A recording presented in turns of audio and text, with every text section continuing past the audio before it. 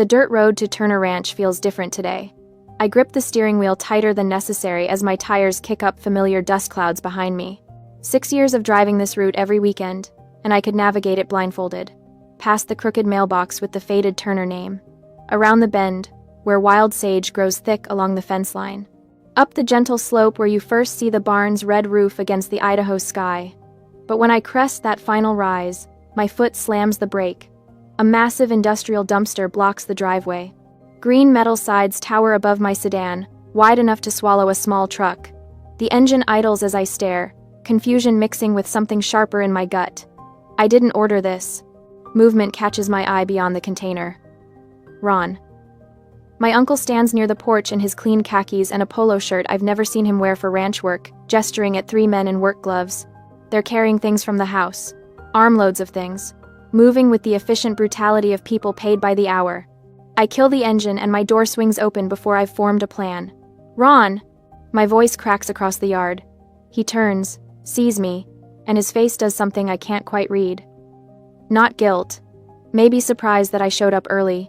One of the workers heaves a cardboard box over the dumpster's edge and I hear the crash of breaking glass inside. My boots hit gravel and I'm running. The dumpster's rim reaches my shoulder. I have to grip the cold metal and pull myself up on my toes to see inside. And when I do, the breath leaves my lungs. Grandma Maggie's gardening journals. The leather ones she filled with her careful handwriting every spring for 40 years. They're scattered in the bottom like trash, spines broken, pages spread open in the mud that's pooled from yesterday's rain. A photo album lies face down, its plastic sleeves torn. I see the corner of a photograph, Maggie as a young woman standing in front of this same barn, but the image is pressed into dirt. The quilt. Oh God, the quilt. Cream and blue patchwork, the one Maggie and I spent 3 winters sewing together at her kitchen table. My stitches clumsy next to her perfect ones. She'd laughed and said the imperfect squares made it more honest. Now it's crumpled at the bottom like a rag someone used to wipe engine oil. Stop! The word rips out of me. Stop right now. The workers pause mid-stride, looking to Ron for direction. He's walking toward me, unhurried, and there's something in his expression that makes my hands curl into fists.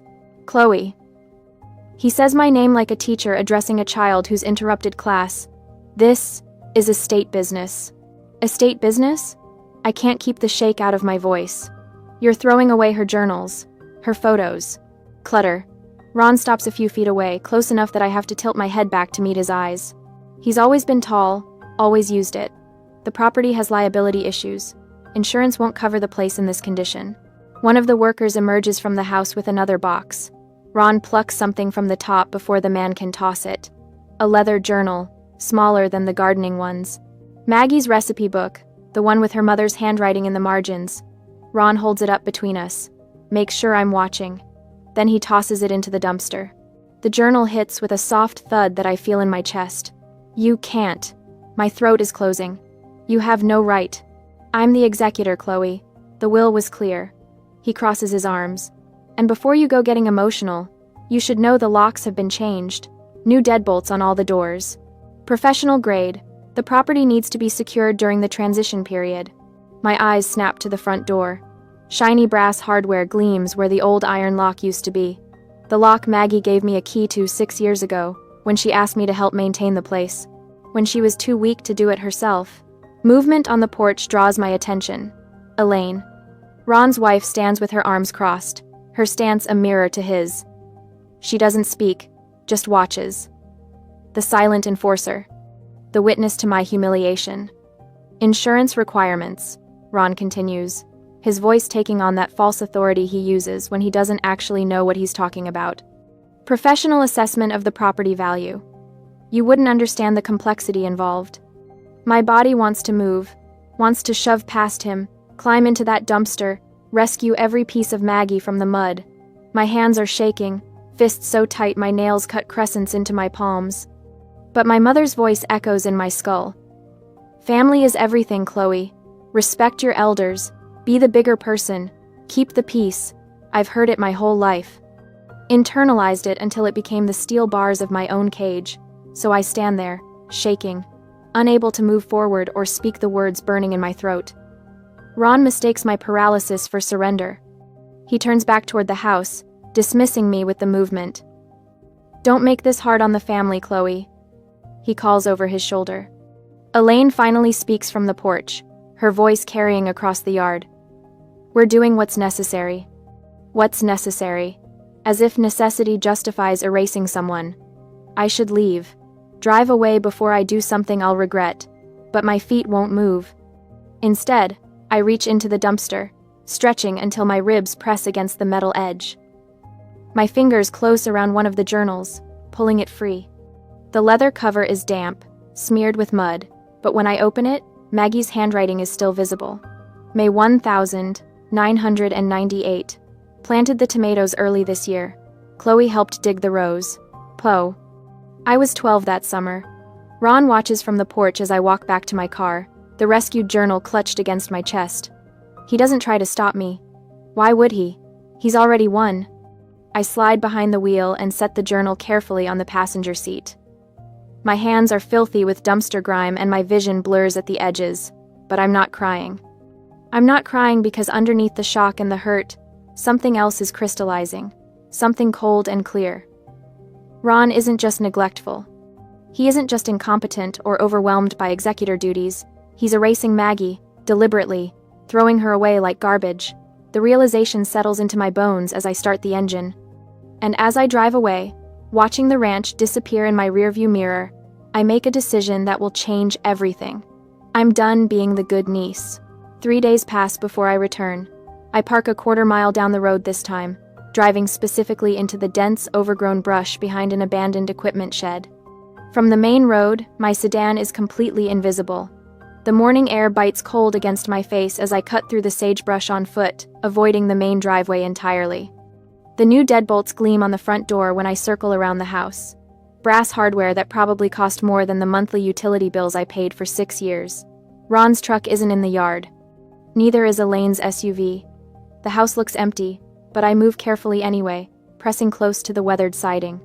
The cellar door hides exactly where I remember it. 20 years of ivy growth have nearly swallowed the entrance. The wooden frame is half rotted, the kind of detail Ron would never bother inspecting. Too dirty, too beneath his attention. I push aside the thick vines, their leaves rustling loud in the silence, and there it is. The old iron lock Maggie never replaced. My spare key slides in like it was waiting.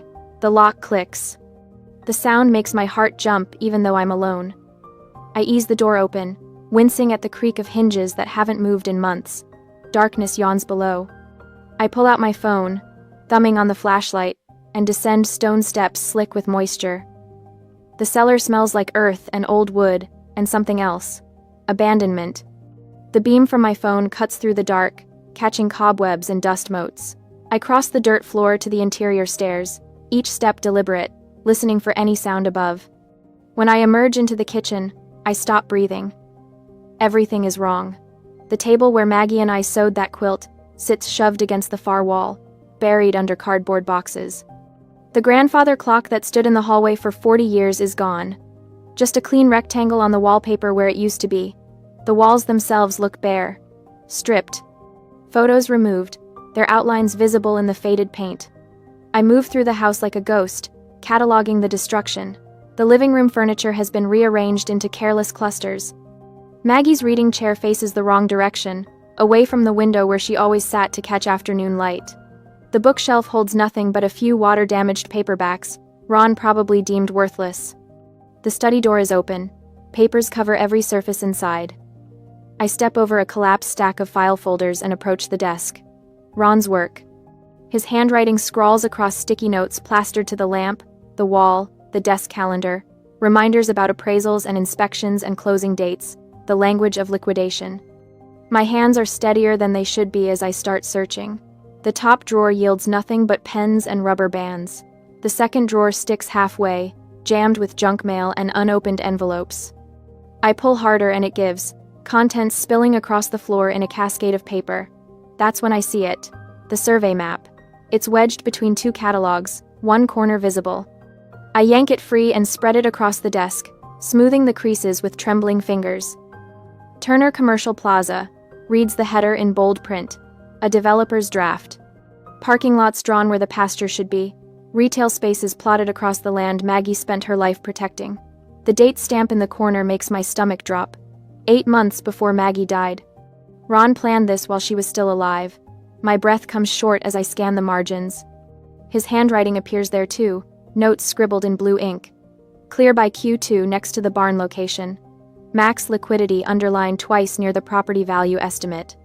I sink into the desk chair, the map clutched in my fists. He wasn't reacting to estate pressure. He wasn't scrambling to handle unexpected executor duties. He'd already decided to sell. Already found a developer. Already mapped out the destruction of everything Maggie built. My hands move on autopilot, digging through the remaining papers. There has to be more. There has to be proof of why. The loan application hides beneath a stack of grocery circulars. Crumpled. Nearly thrown away. I flatten it against the desk and read the bank's stamp at the top. Application rejected in red letters. The date matches the survey map, give or take a week. The applicant line shows Ron's signature. And there, listed under proposed collateral, typed in neat bureaucratic font, Turner Ranch, 96 acres. He tried to use the ranch for his own loan. The bank refused because he didn't own it, couldn't use what wasn't his, so he waited. Waited for Maggie to die. Waited to pretend the estate needed liquidation when really, he just needed to cover his own debts. I photograph everything. Map, loan rejection, the handwritten notes. My phone's camera clicks rapid fire in the silent study, each image backing up automatically to the cloud. Evidence, proof, ammunition. The sound of tires on gravel freezes me mid-motion. I shove the documents back into approximate disorder and move fast toward the cellar stairs. Down into the dark, across the dirt floor, up through the exterior entrance. The ivy falls back into place as I ease the door shut, my pulse hammering in my ears. By the time Ron's truck door slams, I'm already halfway through the sagebrush, invisible. 2 days later, I sit in William Hartley's office. The lawyer's space feels like stepping backward in time. Oak paneling, leather chairs worn soft from decades of use, law books lining the walls. Hartley himself looks exactly like Maggie described him years ago. 70, sharp-eyed, with the patient demeanor of someone who's seen every trick twice. I spread the photographs across his desk without a preamble. He studies them in silence, reading glasses perched on his nose. When he looks up, something in his expression has shifted. Hardened. "The deed is valid," he says. "Inter vivos transfer. Maggie signed the title over to you in February 2022. The ranch was never part of the estate." The words land like absolution. "Then we can stop him," I say. "Right now, before he sells." Hartley removes his glasses, folding them with deliberate care. "We could, but Ron would fight it. Use estate funds to drag you through court for years, expensive years." "So what do I do?" "Let him commit." Hartley's voice drops lower. "Let him sign contracts with the developer. Let him prove bad faith in writing. Then you produce the deed. Not before, after." I lean back in the chair, processing. "You want me to let him think he's winning?" "I want you to let him prove he's guilty." Hartley taps the photo of the loan rejection. "This isn't negligence. This is fraud. But we need him to demonstrate intent. Give him rope. Let him hang himself." The drive home feels different. The weight that's been pressing on my chest since the dumpster has lifted, replaced by something colder, something focused. I'm not defending anymore. I'm hunting. That evening, I create a new folder on my laptop. Blue. I label it Turner Ranch Documentation and begin uploading files. The deed Maggie gave me years ago. The photos from Hartley's office. I add my own photographs next. The rotting eaves, Ron ignored. The horses he's neglected. The crumbling barn he won't repair. Every email he's sent. Every dismissive text message. Timestamps on everything. The cloud backup confirms, and I close the laptop with a quiet click. 3 days later, Sam Miller finds me photographing the damaged fence line near the north pasture. I don't hear him approach until his shadow falls across my viewfinder. "Documenting his negligence?" he asks. I lower the camera. Sam stands there in his work jacket, weathered hands hanging loose at his sides. He's been the ranch gardener and handyman for 20 years. Saw everything I did. Everything Ron didn't do. "Yeah," I say simply. Sam nods once. Doesn't ask why. Doesn't offer advice. Just looks at me with those kind eyes and says, "Maggie knew what she was doing when she signed that deed." The words settle into my bones like truth. I'm not alone in knowing what really happened here. That night, the email arrives. Subject line reads, "Important family update." The message appears in my inbox at 8:47 p.m., sent to the entire family distribution list. Ron's name in the sender field makes my jaw clench before I even open it. Great news coming at the reunion. Big decisions ahead for all of us. Mark your calendars, more details to follow. I read it twice, then a third time. The cursor blinks in the reply field. My fingers hover over the keys. A dozen responses form in my mind. Questions, accusations, demands. I close the laptop without typing a word. My silence isn't a weakness anymore. It's a strategy. Every day Ron thinks I've accepted defeat is another day he digs himself deeper. Another day he commits to a sale he has no legal right to make. Another day he proves William Hartley exactly right. I smile in the empty apartment. Let him think he's won. Let him send his triumphant emails and plan his big announcement. When the trap finally springs, he won't even see it coming. Months pass in a blur of strategy and silence. Summer burns out, autumn leaves fall, and then the true Idaho winter descends. The temperature drops 15 degrees in 3 days. I notice it first at the ranch on a Thursday evening in late January, driving out after work with my headlamp and toolkit in the back seat. The cellar door resists when I push it open, the metal hinges contracting in the cold. Inside, my breath comes out in visible puffs under the bare bulb. January in Idaho means winter isn't a possibility anymore. It's a brutal reality. The barn is worse. I push through the side door and the cold hits me like a wall, not the mild chill from last month. This is different. Aggressive. The kind of cold that settles into your joints and refuses to leave. I flip the light switch and the overhead fluorescents flicker on, illuminating breath clouds from the stalls. The horses. Maggie's 2 remaining mares, Stella and Daisy, stand in their stalls with their heads low. Their breath comes out in thick white plumes. When Stella shifts her weight, I can see the goosebumps rippling across her flank under her winter coat that hasn't fully grown in yet. I check the heating oil gauge mounted near the door. Empty. The needle sits firmly on 0. My phone buzzes in my pocket. An email from Ron to the family group thread, sent 20 minutes ago while I was driving. Update. Implementing cost-cutting measures before closing. Heating oil delivery canceled for barn. Developer assessment next month. R. I read it 3 times. The developer assessment. The one that will show the ranch in perfect condition, ready for demolition and conversion to Turner Commercial Plaza. The heating oil expense would show up as overhead, making the property look less profitable. So Ron cut it, made the numbers prettier for his buyer, and the horses freeze. My hands are shaking, but not from the cold. I can't intervene legally. Not yet. Hartley was clear about that. Revealing the deed now means years of court battles while Ron uses estate funds to fight me. The trap only works if Ron commits fully to the sale, proving his bad faith beyond any doubt. But I can't let the animals suffer while I wait for strategy to align. I pull up the Tractor Supply website on my phone. Portable space heaters, commercial grade, $200 each. I need at least 4 to make a dent in this space. Thermal blankets for the horses. Another $100. Extra hay bales because they'll need more calories to stay warm. Another $200 for delivery tonight. $800 total. I work through the checkout process, entering my debit card information with numb fingers. The confirmation email arrives with a delivery window. Tonight between 8 and 10. That gives me 2 hours. I spend it hauling every spare blanket I can find in the house storage closets, draping them over the stall doors to block drafts.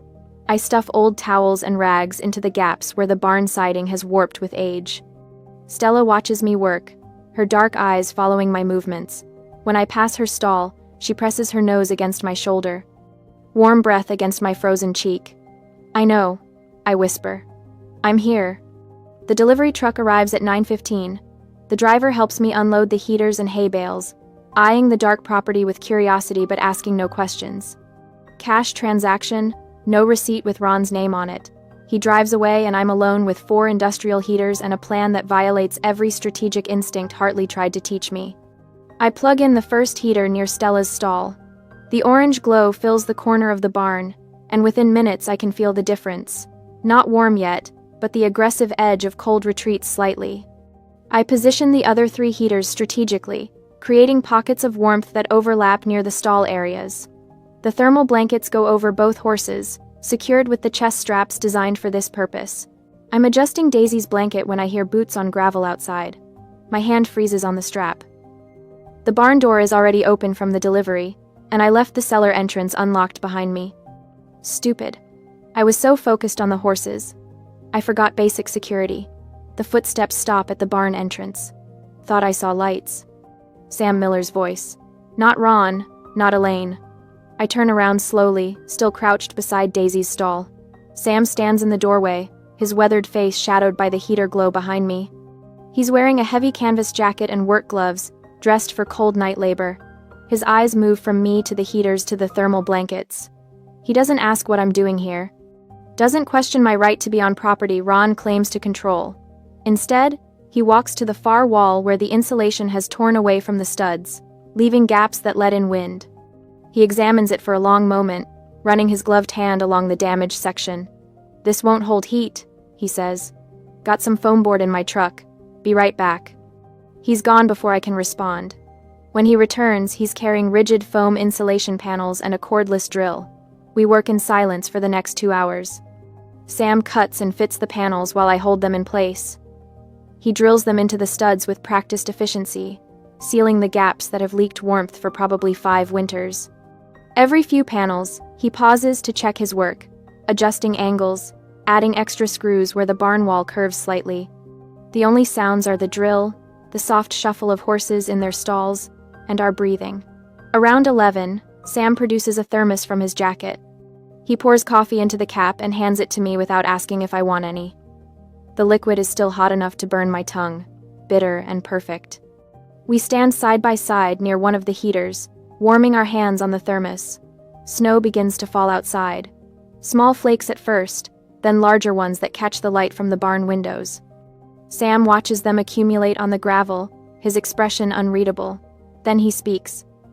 "Maggie told me what she did." My hand tightens on the thermos cap. "The deed," he continues. "February 2022. She had me witness the notary appointment. Said you were the only one who loved the land, not the money." The validation hits me harder than I expected. My throat closes and I have to look away, focusing on the falling snow until I can trust my voice. "Ron doesn't know." I manage. "Ron's an idiot." Sam takes the thermos cap back, pours himself coffee. "I wanted to tell you sooner, Chloe, but Maggie made me swear on her Bible. Said you had to find your own fight first. Said if I handed it to you, it wouldn't mean as much." He pauses, watching the snow fall. "Maggie knew that too. Why she chose you." We finish the coffee in silence. When Sam finally leaves around midnight, he pauses at the barn door. "You need anything else? I'm 10 minutes down the road." He pulls a card from his pocket, sets it on the workbench. His cell number, written in permanent marker, day or night. The door closes behind him, and I'm alone with the horses and the heaters and the truth that's been building since the dumpster. Maggie saw me, chose me, trusted me. I'm not crazy. I'm not selfish. I'm not the problem Ron has spent months telling the family I am. My phone buzzes. Another text from Ron, sent to just me this time. "Why so quiet, Chloe? Finally accepting reality?" I read it twice. Then I set the phone face down on the workbench without responding. For 6 years I answered every question, explained every decision, justified every hour I spent here. Seeking approval that never came, permission I never needed. My silence used to mean submission. Now it means something else entirely. I check the heaters one more time before I leave, adjusting the settings to maintain steady warmth through the night. The horses are already drowsy in their thermal blankets, the barn temperature hovering at a survivable 50 degrees. Over the next week, Ron's texts multiply. "Developer coming next month. Time to be realistic. Family unity requires compromise, Chloe. Your silence is noted." I save every message, screenshot them with timestamps, upload them to the cloud drive where I keep the survey map and the loan application. Each text is more aggressive than the last, Ron's frustration bleeding through the professionally worded threats. The blue folder grows thicker. On Tuesday, a certified mail notice appears in my apartment mailbox. I sign for the package on Wednesday morning before work. The envelope is heavy, cream-colored, and official-looking. I open it in my car before starting the engine. Turner family reunion. Mandatory attendance. The date is mid-February. Location: Turner Ranch. Agenda: final decisions regarding estate liquidation. Ron's personal note is paper-clipped to the formal invitation, his handwriting aggressive and cramped. Time to make this official, Chloe. The developer needs an answer. My hands don't shake when I slide the invitation into the blue folder, filing it behind the deed and the survey map and the months of documented evidence. The clock has run out. The trap is ready. On the reunion day, the ranch house hasn't held this many people since Grandma Maggie's funeral.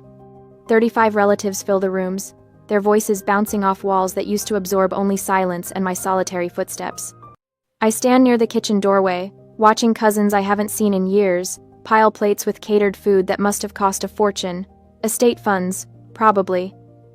Ron's idea of magnanimity. White tablecloths cover every surface, crisp and formal.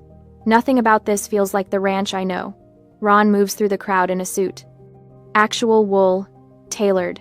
The kind he'd mock other men for wearing to anything less than a wedding. He's playing a role today, shaking hands, touching shoulders. The benevolent patriarch distributing wisdom and difficult decisions. Elaine works the perimeter. I track her movement from aunt to cousin to uncle, her hand landing on forearms, her voice low and sympathetic. Planting seeds. Watering the narrative she and Ron have cultivated for months. Such a stubborn girl. The whisper comes from somewhere behind me. Doesn't understand the financial reality. Maggie would want what's best for everyone, not just Chloe's sentimental notions. I press my spine against the doorframe. The canvas bag hangs from my shoulder, its weight familiar. The blue folder inside feels heavier than paper should. Ron claps his hands twice, sharp cracks that silence the room. Family, if we could all gather in the dining area. His voice carries the false warmth of a car salesman. I have a presentation that will clarify our situation. People shuffle, holding plates and wine glasses. Ron has set up his laptop on the sideboard, cable snaking to the flat-screen TV mounted above the fireplace. The screen glows blue, waiting. I take a seat at the far end of the main table, the chair Maggie used to occupy. No one protests. The first slide appears. Turner Estate Financial Reality in bold letters over a photo of the barn I know Ron hasn't entered in years. As executor, I've conducted a comprehensive assessment. Ron advances to the next slide. Numbers fill the screen. Property taxes, maintenance costs, projected repairs. Every figure inflated beyond recognition. The debt burden is unsustainable. A cousin to my left leans forward, studying the numbers. Aunt Martha covers her mouth. Next slide. Photos of the ranch, each carefully selected. The rotting eave I reported to Ron months ago, never fixed. The fence section that collapsed last winter when he refused to budget for posts. The peeling paint on the barn's north side. Every image screams neglect, and none show the work I've done. The repaired stalls, the maintained pastures, the garden I've kept alive. The property has fallen into disrepair. Ron's tone suggests tragedy rather than his own intentional abandonment. Continuing to maintain it would consume resources the family can't afford.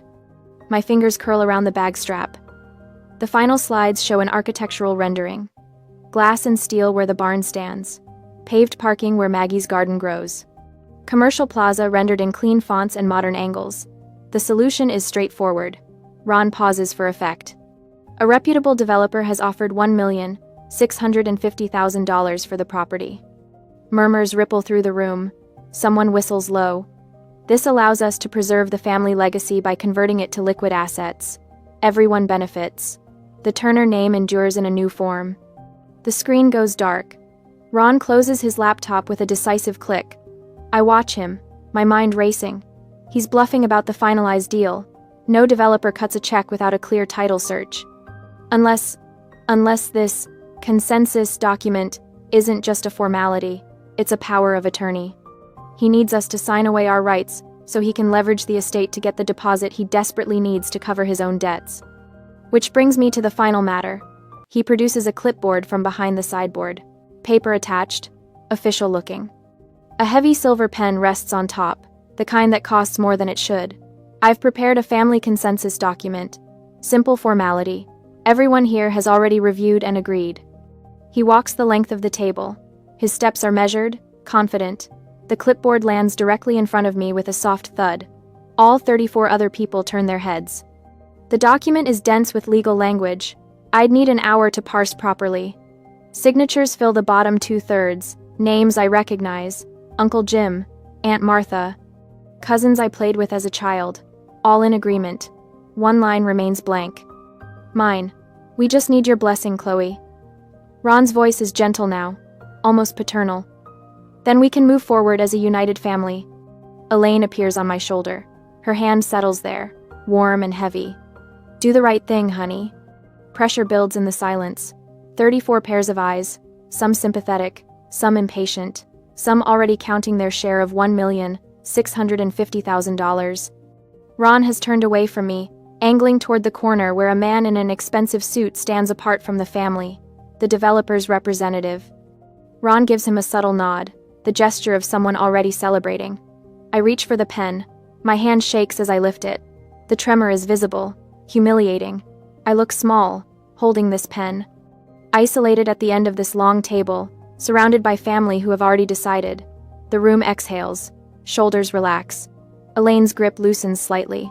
I hold the pen over the signature line, the blank space where my name should go. My hand hovers there, shaking, and I close my eyes. Breathe.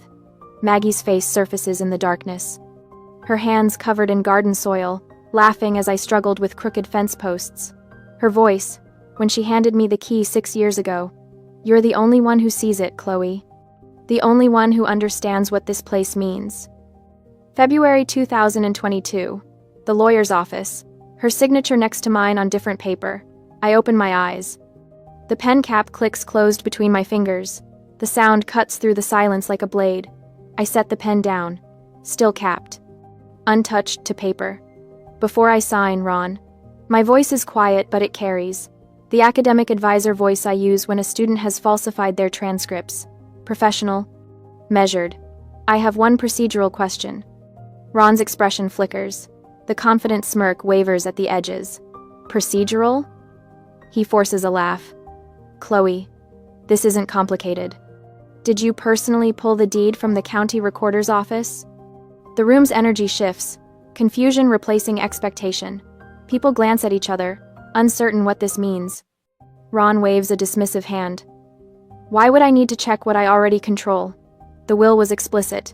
I'm the executor. This is my authority. Right. I reach down to the bag at my feet. My hands are steady now. Your authority. The blue folder slides out onto the white tablecloth. Every eye in the room locks onto it. I meet Ron's gaze directly for the first time all day. Hold it. Don't blink. His smirk has vanished completely. I open the blue folder.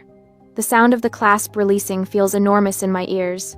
Inside, the documents are arranged exactly as William Hartley and I prepared them. Each page is protected in a clear sleeve. Each piece of evidence in perfect sequence. I slide the first document across the polished wood table. Then you don't know Grandma Maggie transferred the title of this land to me. 2 years ago. February 2022. The paper glides to a stop in front of Ron.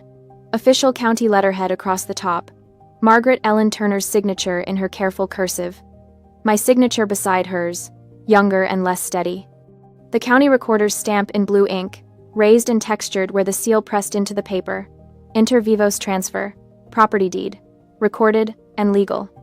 Ron's hand shoots out and snatches the document. His eyes scan the page. Once, twice, his face shifting through expressions too quickly to track.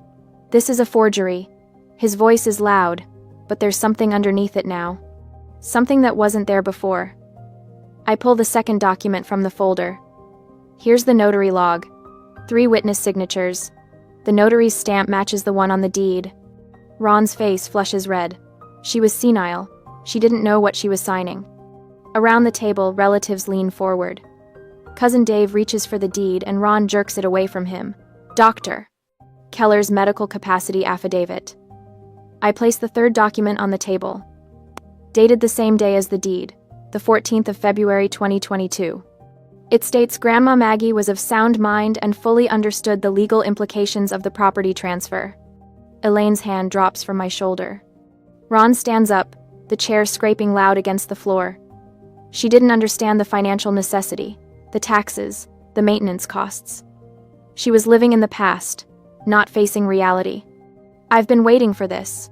For the moment when he'd pivot from legal arguments to emotional ones. When he'd try to make this about Maggie's supposed ignorance instead of his own scheming. I pull out the draft survey map. The paper unfolds across the table, and I smooth it flat with both hands. Turner Commercial Plaza, the header reads.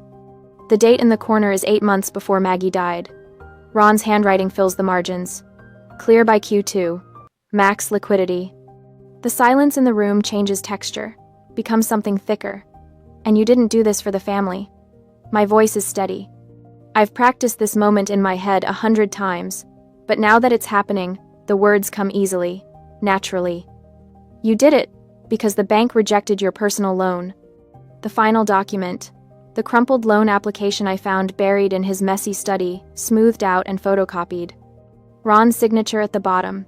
Turner Ranch, 96 acres, listed as collateral. The red, denied stamp across the top.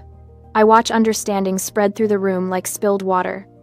Aunt Martha's hand rises to cover her mouth. Uncle Jim pushes his chair back, the legs squealing. Ron tried to use the ranch as collateral. The bank rejected him because he didn't hold the title. He couldn't leverage property that wasn't his. You weren't saving the estate. I keep my eyes on Ron's face. You were trying to get us to sign a power of attorney so you could secure a deposit. Selling property you didn't own to cover your tracks. The developer representative stands. He doesn't say anything at first, just reaches down and picks up his briefcase. When he speaks, his voice is clipped. Professional. This deal is dead. Title isn't clear. He walks out. His footsteps echo down the hallway, and then the front door closes with a final, decisive click. Cousins reach for the documents, passing them hand to hand, reading the dates, the signatures, the evidence of Ron's planning while Maggie was still alive. Ronald. Aunt Martha's voice shakes. You lied to all of us. Uncle Jim is on his feet now. You said Chloe was being selfish. You said she abandoned Maggie. She did abandon her. Elaine's voice cracks across the room. This is a betrayal of family trust. I stand. Not quickly, not dramatically. I simply rise from my chair, and the room falls silent. The truth is spreading. I can see it in their faces. 6 years of weekend drives. 6 years of fence repairs and veterinary bills and sitting beside Maggie's bed, while Ron planned commercial plazas and loan applications. This is private property. The words feel strange in my mouth. Foreign. I've never said anything like this before. Never drawn a line this sharp. You have 1 hour to vacate. No apology in my voice. No softness. No attempt to cushion the blow or make it easier for anyone. Just the boundary. Clear and immovable. Ron opens his mouth, but nothing comes out. The authority he wore like armor has cracked, and underneath there's just a man who gambled on a property he never owned. Elaine grabs her purse from the side table. Her face is crimson, lips pressed into a thin white line. She doesn't look at me as she moves toward the door. Relatives gather their things. Some avoid my eyes. Others nod slightly as they pass, something like respect or shame in their expressions. Movement in the doorway catches my attention.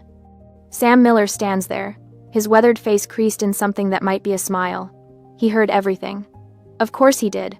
He's been waiting for this moment as long as I have. William Hartley appears behind him, briefcase in hand. I can help coordinate the exit if needed. Ron is the last to move. He stands by the table, the deed still in his hand. For a moment, I think he might try to take it, to destroy it, but he just lets it fall back onto the wood surface. When he walks past me, he doesn't speak. The man who threw Maggie's journals into the dumpster, who changed the locks, who tried to erase her. He has nothing left to say. The door closes behind him, and I am alone in my grandmother's house. My house now, the owner, not the trespasser, the steward, not the thief. I sink back into the chair and let out a breath I didn't know I was holding. The driveway looks different without the dumpster. I pull up to Turner Ranch on a Sunday afternoon in late August, 6 months after the reunion that changed everything. The same dirt road, the same bend in the fence line where sage grows wild, but the flowers are blooming now. Purple lupine and yellow arrowleaf crowd the gate posts where weeds used to choke the ground. The barn wears fresh red paint, The fences stand white and straight. The horses graze in the pasture with healthy coats that catch the sunlight, no longer shivering in their stalls. Sam Miller's truck sits near the renovated bunkhouse where he lives now, rent-free, caretaker and friend. The arrangement suits us both. I park and gather the pie William Hartley dropped off this morning, homemade cherry, still warm in its dish. He visits monthly these days, always bringing legal updates wrapped in conversation and baked goods. Today he's staying for dinner. Inside, the dining room table seats 8. 3 of my colleagues from the university are already here, laughing about something that happened at registration last week. They understand now why I was so distracted last year, why I kept checking my phone during meetings and disappeared on weekends. Sam sits at the head of the table with me, an honored guest in the home he helped save. He's telling a story about the garden's tomato harvest, his weathered hands gesturing as he describes the vines heavy with fruit. Maggie would have been proud, he says, and the words settle warm in my chest. William arrives as we're setting out plates. He places the pie on the counter and shakes hands with everyone, his sharp eyes taking in the renovated kitchen with approval. The oppressive silence that used to fill this house has been replaced by something lighter. Laughter, the clink of silverware, normal sounds that feel revolutionary. Over dinner, conversation drifts to the legal resolution. One of my colleagues asks about Ron, and I realize I haven't thought about him in weeks. The court appointed a neutral administrator for the remaining cash assets. William explains, helping himself to roasted potatoes. Once the fraud evidence surfaced, Ron was removed as executor entirely. Some relatives took his side, I add, passing the salad bowl. We haven't spoken since the reunion. My colleague Sarah winces. That must be hard. I consider this. 6 months ago, the thought would have crushed me. Family is everything. Keep the peace. Be the bigger person.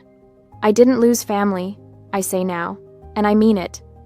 I lost people who enabled theft. The weight I carried for so long is gone. These people around my table, they're built on honesty, not an obligation, not blind loyalty to blood ties that meant nothing when I needed help. After dinner, I walk the fence line alone as the sun drops toward the horizon, the same walk I took for 6 years when this place wasn't officially mine. When I fixed posts and paid utility bills and sat with dying Maggie while Ron stayed away. But everything feels different now. My boots follow the path I wore into the grass. I'm not the helper anymore, sneaking onto property that belonged to someone else. I'm the owner, the steward, the one Maggie chose. Her wisdom proved true in the end.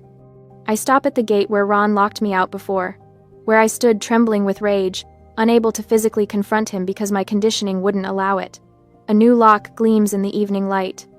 My key, my choice. Inside the house, visible through the window, the journal I rescued from the dumpster sits in a glass case. Maggie's handwriting is preserved. Her memory is honored, not erased. The sunset paints the sky in shades of orange and purple, colors so vivid they seem unreal. 96 acres stretch before me, land I saved by loving it when no one else would, by showing up every weekend for 6 years, by choosing labor over entitlement. I pull the gate closed and turn the key. The lock clicks with satisfying finality, not keeping people out, keeping peace in. I stand there a moment longer, breathing the cooling air, watching shadows lengthen across the property. Somewhere in the pasture, a horse snorts. The barn door creaks on its hinges, small sounds that belong to me now. Grandma knew.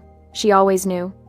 I pocket the key and walk back toward the house, where light spills warm from the windows and my friends are probably arguing over who does dishes. Real family. The kind you build yourself. The kind that stays.